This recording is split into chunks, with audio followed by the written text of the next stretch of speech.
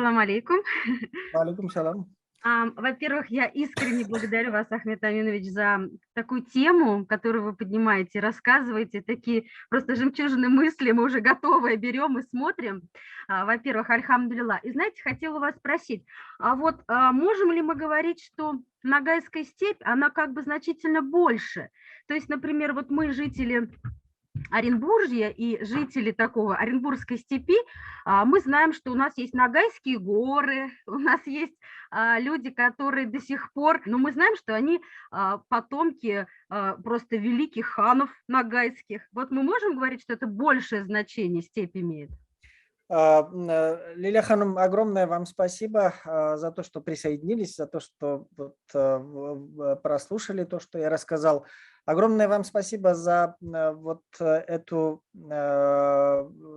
этот экскурс, да, в Оренбуржье. Действительно, Оренбуржье очень тесно связано с нагайцами, и там есть, да, те, кто туда переселялся из нагайцев.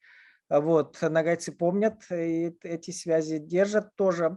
И, конечно же, мы с вами можем сказать, что исторически Ногайская степь – это огромная территория, где проживали нагайцы и оставили о себе память. Очень часто такую действительно легендарную, но, в общем-то, по большей части вот такую хорошую и положительную. И вам, кстати, Лилия Ханум, огромное спасибо за причастность к сохранению этой памяти.